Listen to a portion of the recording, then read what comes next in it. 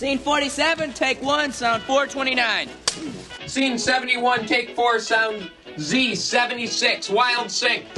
Scene 56H, take 2, sound 578. Scene 101J, take 1, sound 1036. Scene 22, take 6, sound 146. Turn and you go, ah! Okay, my tooth out just came out. Cut. Ow! Ow! Ow! God.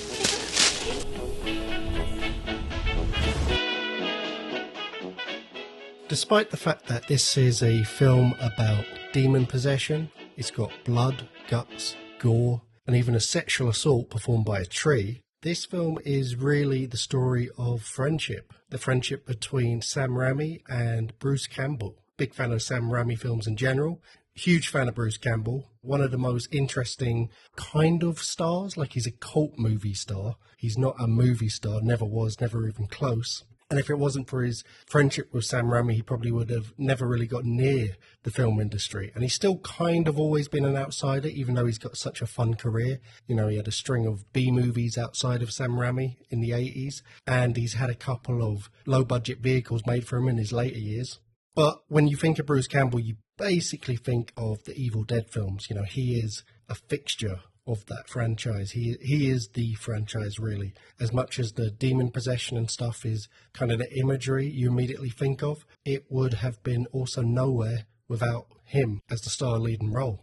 Until we came to do this, I never really thought of how they came to meet. It just felt like Bruce Campbell and Sam Raimi came into the world together. You know, they always worked together. They were synonymous with each other. I figured maybe they'd met in college or just on the set of The Evil Dead, as Sam Raimi basically couldn't attract any real established actors. He cast a bunch of nobodies. One of those nobodies was Bruce Campbell. They got this amazing chemistry and rapport with each other, and it went from there. But it actually goes a lot further back than that, all the way to their middle high school, where they met as children. Sam Raimi being kind of the weird, awkward kid who liked to play jokes on his friends, as described by Bruce Campbell, and Bruce Campbell more of the kind of cool kid, tall, athletic, good looking, but they shared a love for horror movies and making movies.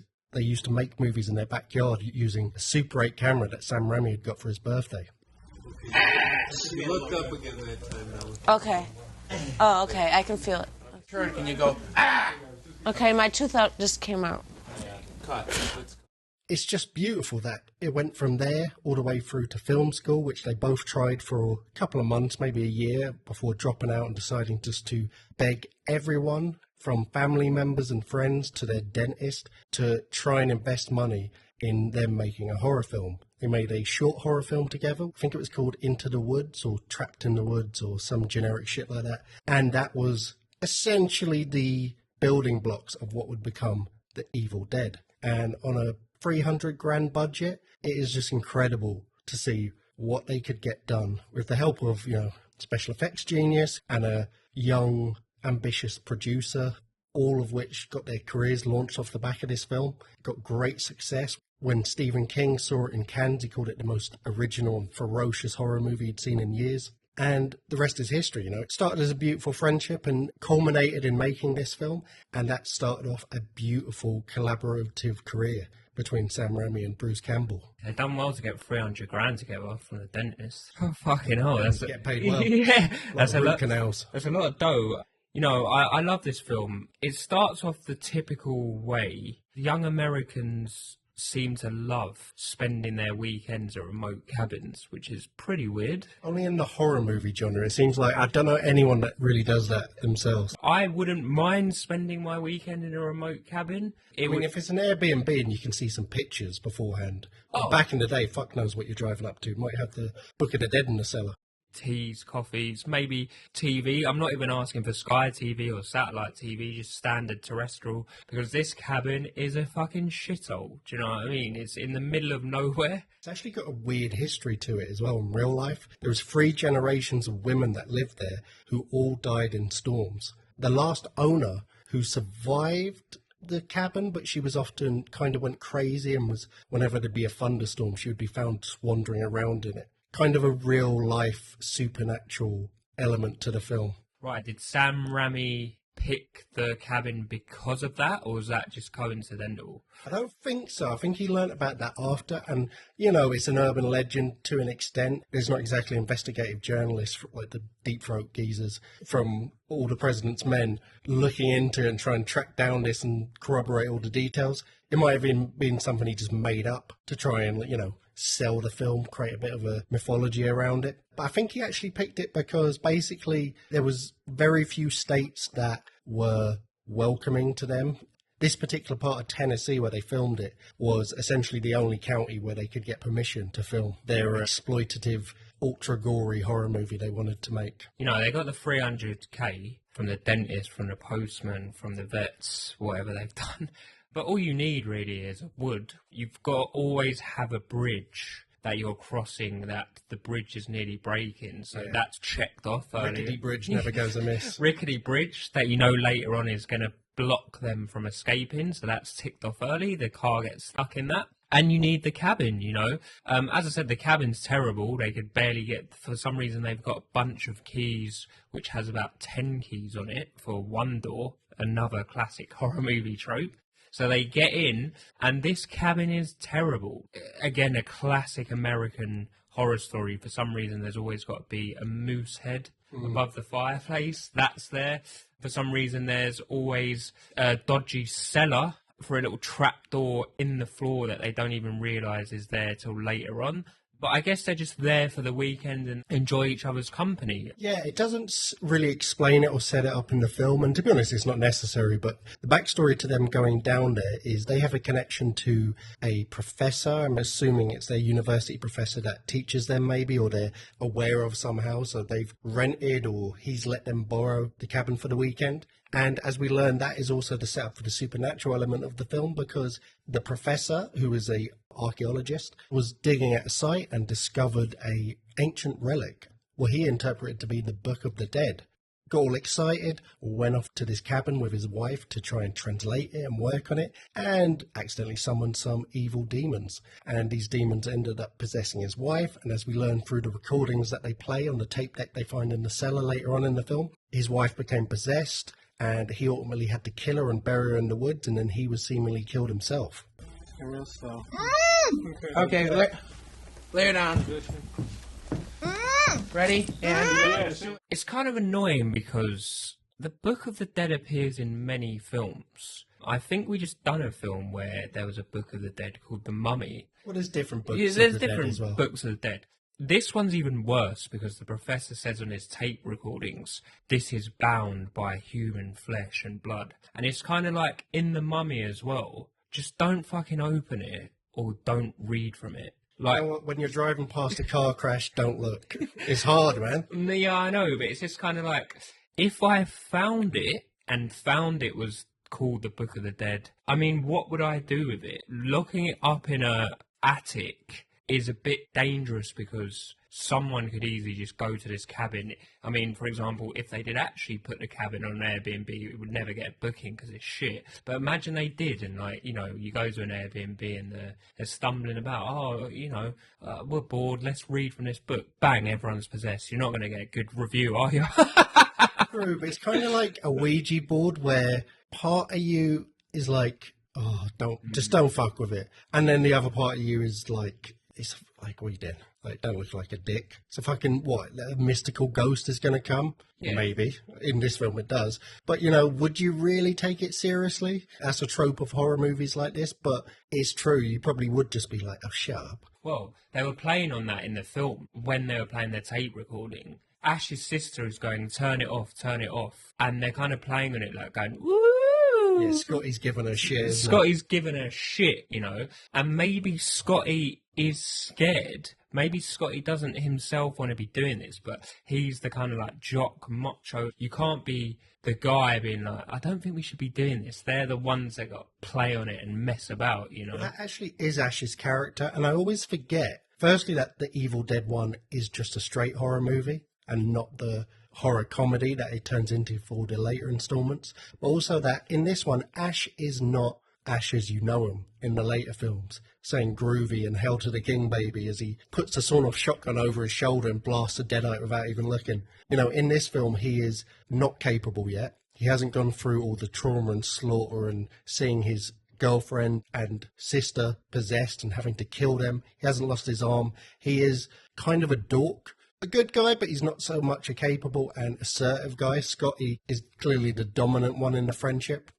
But the other thing I notice is, going back to the Book of the Dead, all the props and special effects in this, for the most part, they look ropey in a way, and they probably looked ropey to an extent at the time, but that is all more or less intentional. It's part of the film's charm. But the Book of the Dead as a prop in this first film always kind of let the rest of it down to me. At the beginning, where they first discover it and they're looking through the pages, it really looks like you can tell either Sam Raimi or an internal runner, if they could even afford any on the set, just did that beforehand by hand. It looks like a student-made film prop. Not from the outside. The outside looks great with, the human bound in human flesh, but just through the actual pages, instantly you're like, that was done recently. It's definitely not hundreds or thousands of years old. They've tried to do whatever budget DIY way they can make the pages look old by, spilling tea on it. Tea bag, yeah. Brown. Sponging tea bags around it, those old tricks. Yeah, but it doesn't look, it looks like it was done recently and then someone tried to make it look a bit old. It's kind of like when when you're in primary school and you're making cards for Father's Day, and there'll be a card with a piece of pasta stuck in it, and then your macaroni. Your dad's like, "Oh, thanks," and then inside his head he's like, "What is this piece of shit?" As you walk out of the room, you just hear the dustbin shutting as he throws it in. You just hear the click of it dropping into the bin. But no, I totally get what you mean. When they were literally picking it up and going "Oh, what's this?" And you're kind of okay, that doesn't strike me as something that later on is going to make everyone possessed. You know what I mean? It had no, to use a young person's term these days, it had no aura. Yeah. I would think, there's a nerd here who likes cosplaying, and he's made this prop from the Evil Dead series. But yeah, like we said, it's funny when you see a director, especially a director like Sam Raimi, who has a real distinct style. You can tell from just a couple of shots, especially if it's, say, in a fight scene, it's a Sam Raimi film, because he has such a distinct sort of style. And it's interesting seeing the debuts of directors like this, where sometimes you can literally not tell the director they're going to turn into. Sometimes you can see all the ingredients there, but it's still kind of raw. And that's like this film, because you see all the Sam Raimi-isms, even from the get-go, where we start off and our college kids are driving towards the cabin. It's intercut with the camera just zooming through the forest, as that classic POV of the evil spirits flying through a forest or the streets. That would become such a fixture of Evil Dead films.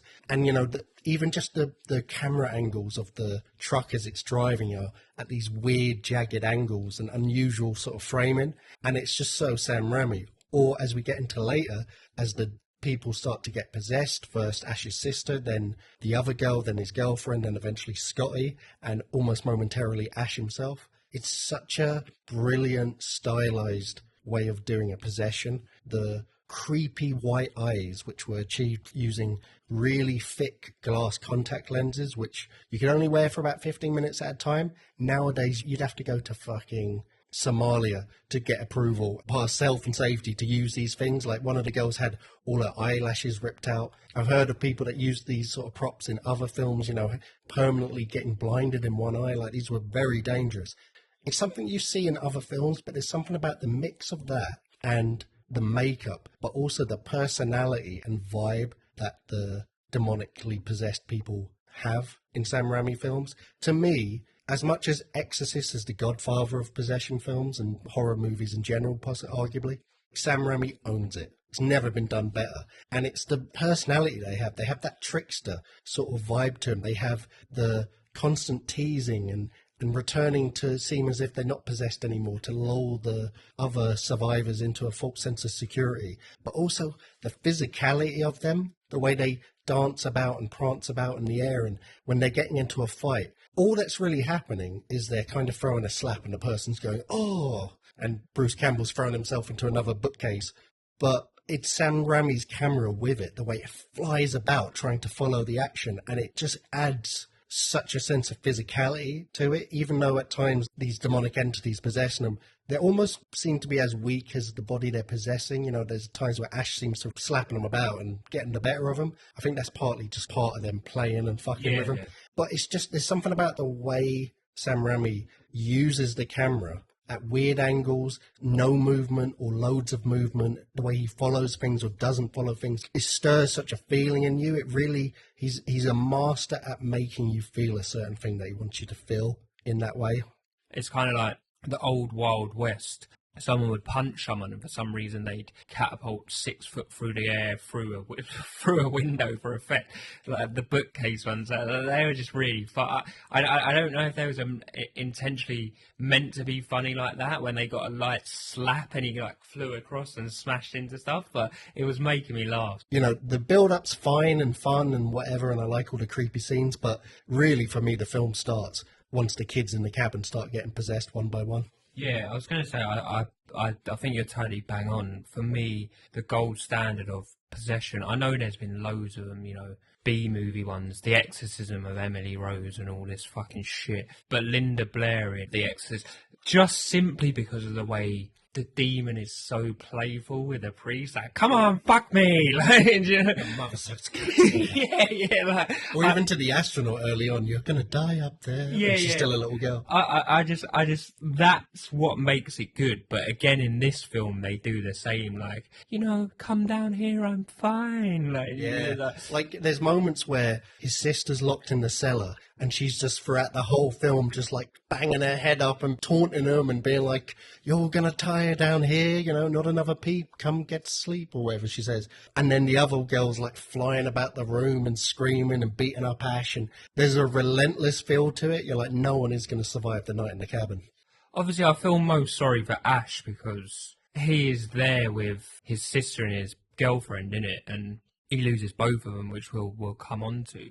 But I do feel sorry for Ash's sister in the fact that it happens to her first, and she's literally like begging, like, take me away, like, I'm telling you that this is going to happen. And, you know, they kind of don't believe her, and she's saying, like, no, that it's going to stop us escaping. A lot of the time, horror movies especially, more than any other genre, lazy writing. You've got to get a lot of the characters to make stupid decisions a lot of the time in order to get them into the positions you need them to be in. But, like, would you believe her at that point? Like, you've not really had any proof other than some creepy recordings, a weird book in the cellar, and the cellar door randomly opening at one point by itself. But, I mean, all the way to the trees are alive and they were slipping their little tree roots up my dress. No, I would believe her, simply because it's poetic license for them not to believe her, number one. But I've seen enough horror films to be like, okay, we're in the middle of nowhere in some isolated cabin. We found this book, which, going back to what you said, just looked a bit crap. I mean, if it was a book, you know, with like dreadful faces on it and shit, I'd be like, oh god, no, you know, but it's just a red book, so it's kind of like, fuck the book. But then you play the recordings and you're kind of like, by a process of elimination and adding all of this together, maybe we should believe her. And the fact that she's also been raped by a stick. You haven't seen that. But the thing is, even She's if... not going to lie. Well, I mean, first of all, people lie about all kinds of shit. You know, Yeah. people lie about seeing Bigfoot and stuff. Not that I don't believe in Bigfoot. But I wouldn't be like, oh, well, obviously she did get raped by a tree and there is demons possessing her. But to be honest, I'd be so freaked out, even just of like, all right, best case scenario is she's just having a complete psychotic break. Still, let's get her the fuck out. I'm not going to sleep with her next door thinking trees are raping her. Like, let's get the fuck out of here. And the cabin sucks already. I'll be like, this is not going to be a good weekend. Rolling. Ow! God damn it. What I like about this film, the build-up to it, when she's begging Ash to take her into town, which he finally relents, they try and convince her not to, because they're kind of like, fuck it, I've driven all the way down here, I can't be bothered, you know. He does it, but I like the fact that they get in the car. Again, horror movie trope, if it's not going to start, you're kind of like seeing it the first time, like, shit, you're right, and then they're finally going to believe her. And then it does start, and to me, that's the demon spirits fucking them about, which is what I really like. And they get in a car and they're driving, you're kind of like, oh shit, it's going to be okay. Like, the car's actually started. And then they get to the classic rickety bridge, and of course it's destroyed. And then you're thinking, like, if Ash didn't believe his sister before, she keeps repeating herself incessantly, they're not going to let us escape. You get all the way there and the bridge is gone. Come on, you must know that she's telling the truth now. Do you see what I'm saying? True, but it's like you spoke about before, where you were getting some sort of training of what to do in an act of terrorism, I think it was, or whatever. Oh, active bystander. Yeah, and they were basically explaining that you think you would react a certain way, but the reality is, if you're just at work and someone runs into the office and says, there's someone with a gun shooting everyone downstairs, you're not getting up and running straight away. There'll be 10 seconds of you going, huh? What's happening? And then looking at other people like, are other people leaving? Like, even when a fire alarm goes off, you kind of look over your shoulder. If no one's left yet, you're like, fuck it. Like, it'll be fine. Yeah. Even though you know you're going to get up and go in maybe a minute or two. Getting to the possessions, they're just so creative as well. When you aren't taking it so seriously, even though this was a straight horror, but it's built into the supernatural lore that the demons are playful, then it allows Sam Raimi to be so playful with what he does with the demons. And even like the opening demonic possession moment where Ash's sister first really reveals to the others her deadite form. It's such a cool little sequence where you get the girls are bored, you know, you got to make your own fun. It's the fucking late 70s and you're out in the cabin in the woods. There's no Wi-Fi. It won't even exist for 20, 30 years, even if you could get reception. So what are they doing? They're messing around with cards. They're playing a game where the other tries to guess it and they're kind of just fucking with each other, being like pretending, even though they're getting it wrong, that they are getting it right. And then Ash's sister stood by the window looking out it, and she starts guessing every single card. Slowly at first, and the girls are kind of like, that's amazing, try it again. And then she starts doing it so quickly, and her voice starts to change in that classic weird distorted tones that every Deadite has. And it gets louder and louder until she spins around and she's floating in the air and she does the full reveal and she starts fucking people up and everyone's freaking out. Eventually gets locked in the cellar. It's just great. Like, it's just fucking so fun. Yeah, she gets locked in the cellar, and it's funny because she's chained up and she keeps, as you said, messing about with it, trying to get out. But it's kind of like, because they've locked her there, they just like conveniently ignore her. Like, they're just like sitting by the fire and she's like pressing it up and down. That's the thing, the Jedites in this one feel a lot less of a threat, even though there's a eldritch cosmic horror vibe to them, where if they feel like you're actually going to escape, they can just up the ante at any moment. If she really wanted to, I get the feeling she probably could have just burst through the cellar at any point. But she is just kind of locked down there for most of the rest of the film until the others start getting possessed one by one.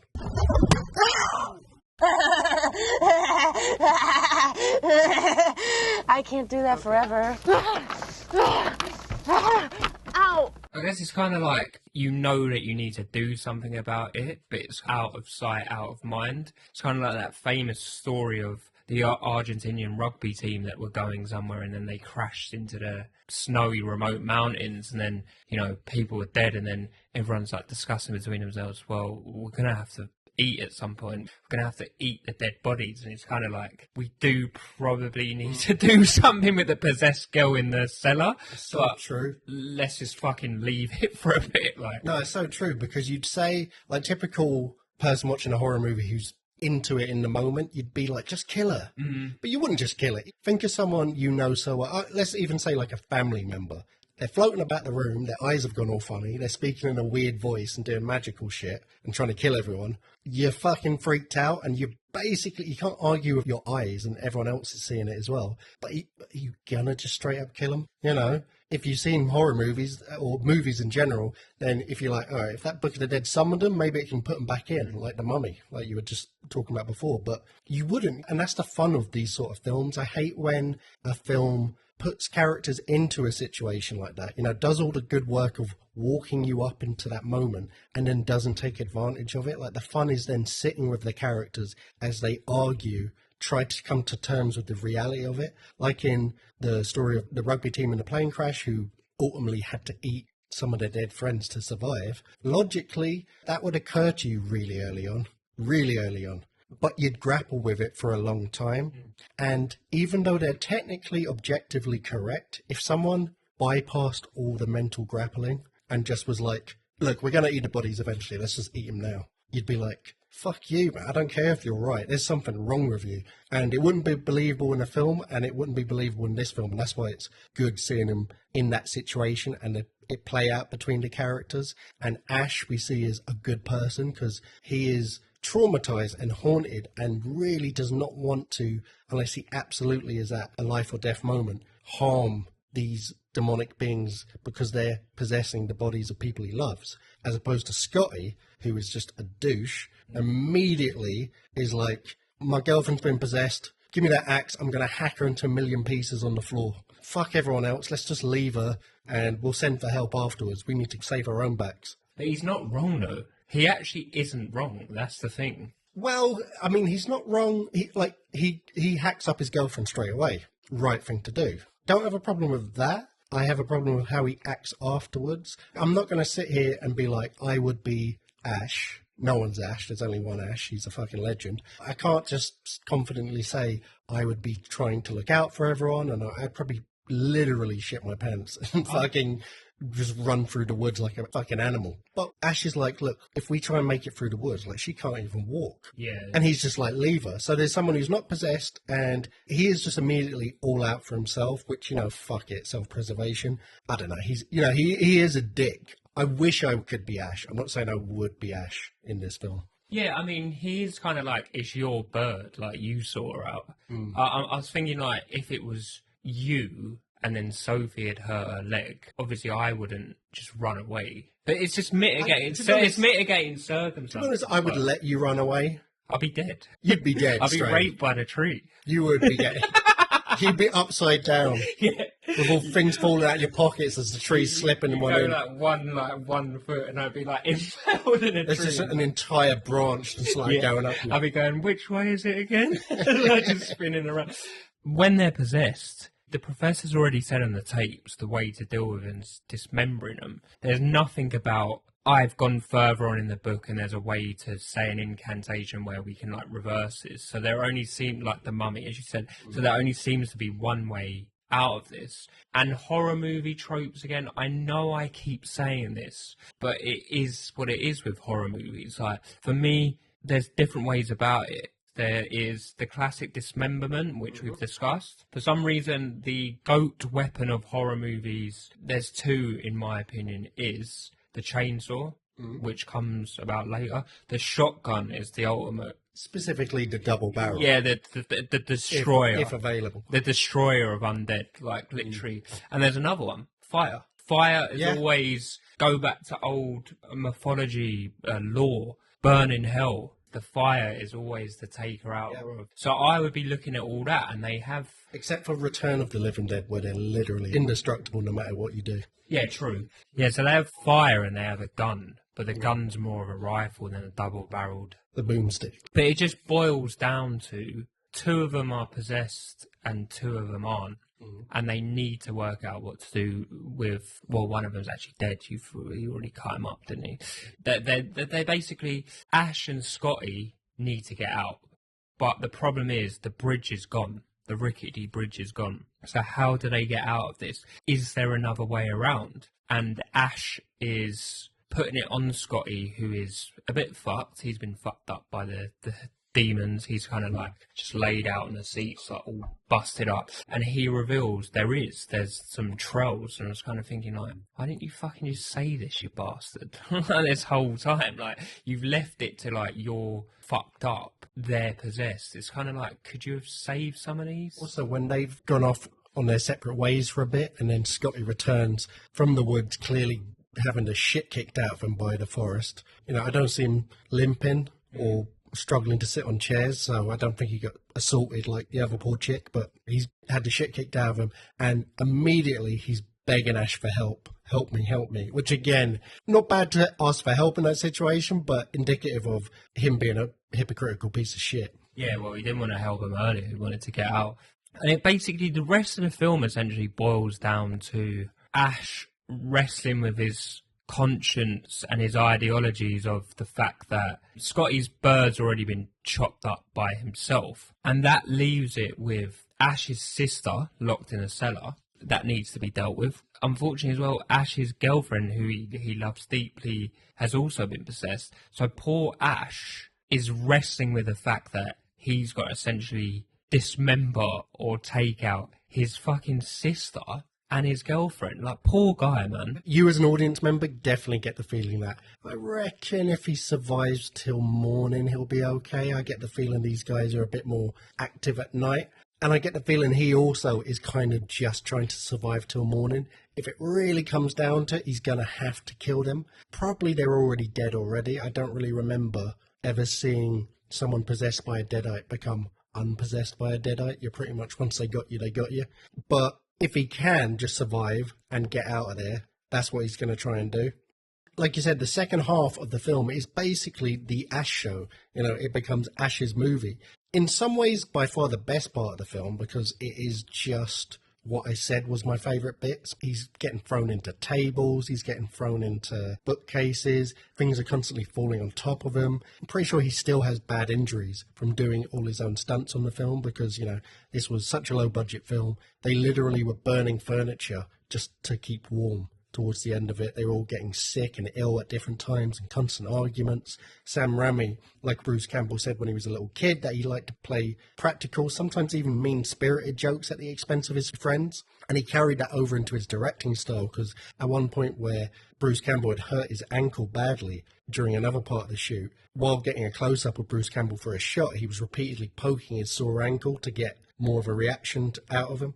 So this was a brutal shoot, and I imagine this part of the shoot was extra brutal for Bruce Campbell, as he was, you know, having to be the star of the show, other than the occasional bits of dialogue with the Deadites, just being a stuntman for the second half. But it's brilliant because it's just pure Deadite madness, you know. Literally at points, you know, the walls are bleeding, electrical outlets are bleeding, blood is just oozing out of everywhere. You've got Scotty's whole body exploding into dozens of arms and limbs and covered in blood and gore coming out of it. You know, the special effects are just incredible. Obviously, it's all practical effects. There was even at moments stop motion for some of the random body parts coming out of other body parts as Scotty's body kind of erupts into almost shades of The Thing before The Thing came out.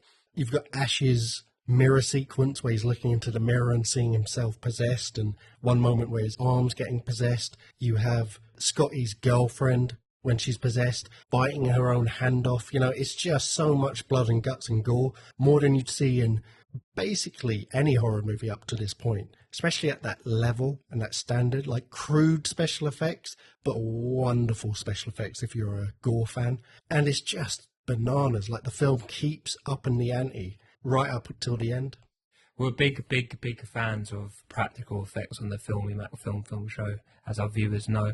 Probably one of the most iconic scenes for me is when he's dealing with all this and he goes down to the cellar and he's squabbling around for weapons, essentially. He's got his crap little... It's not crap, he's got his rifle, but it doesn't really do anything. He shoots them, but as the professor has said on his spooky tapes, you have to dismember them. That's the only way up. He finds the chainsaw and you're kind of like, in subsequent Evil Dead films, Ash has his iconic companion, his weapon, and it's such a cool scene. When he picks it up, you then know, I mean, it's been carnage already, but carnage is going to ensue, and like some of this when he's like fighting him with the chainsaws and chopping him up and things are just flying, limbs are going everywhere. It's just peak cinema. Gallons and gallons of fake blood.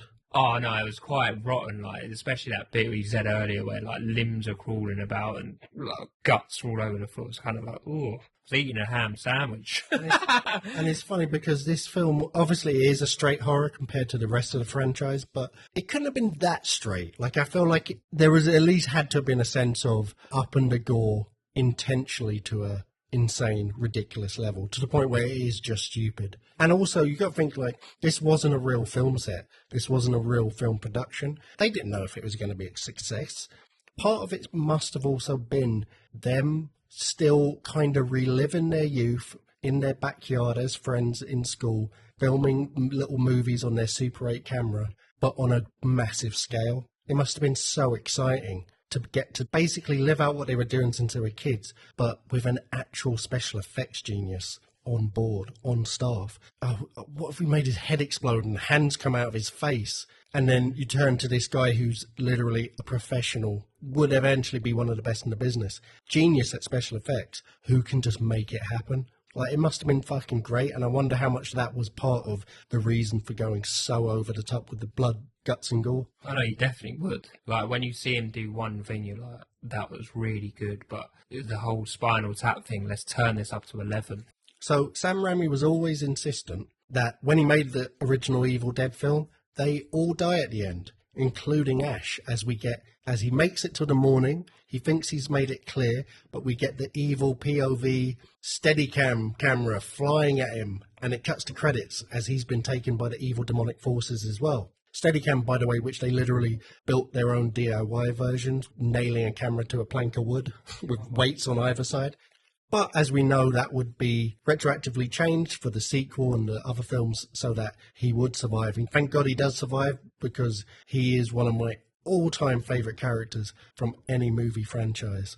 So many iconic moments in an hour 20-minute film off the top of my head. It fits so much in. It's going to sound weird, but I like the forest rape scene, because I mean, it's the most memorable, iconic part of the film. Yeah, I mean, I feel bad saying it, but the way, you know, it wraps around it is unique and memorable. Very iconic scene when Ash discovers the chainsaw, because we know it's like the match made in film heaven. One of the scenes that sticks out to me is when Ash's girlfriend, the demon's playing around with him and snaps back to normal to try and confuse him. And I do like that effect of the spirit above. I mean, we've seen it in the Jason films where it's the POV camera, like, running around the forest. Such a simple, dumb effect, and it's least effective in this film, but he really perfected it in the later films. It's just iconic. My final thoughts are, from the whole Evil Dead franchise, what it grew into, just such a brilliant first film. You know, what you said about them being friends, what you said about them going into film school and then dropping out because they wanted to do it for the love of the game. The final product with all of that put together is just incredible. Yeah, absolutely. If I'm thinking about my favourite moments of things from the film, it's just any time the Deadites are on screen. Just the ultimate film possessed character, you know, the cartoonish, overblown physicality of them when they're getting into scuffles, the mischievous sort of nature of them, and the way they dance about and float about in the air, where it looks hokey special effect wise, but it just adds to the charm and the character. Evil, creepy voice they have, and just some of the reveals, you know, the original Deadite reveal where they're doing the card guessing trick and she just starts doing it from the window perfectly and then spins around and freaks everyone out. Like you said, his girlfriend Deadite returning back to normal appearance to lull him into a false sense of security and fuck with him more once they turn back. His Deadite sister spending most of the film locked in that cellar and banging her head against it and poking her eyes out and singing weird lullaby songs to him. Just fucking fantastic. Introduced the world to Bruce Campbell and introduced the world to Sam Raimi, and they went on to both have varied but wonderful careers. So that is an easy recommendation for The Evil Dead. Turn, can you go? Ah! Okay, my tooth out just came out.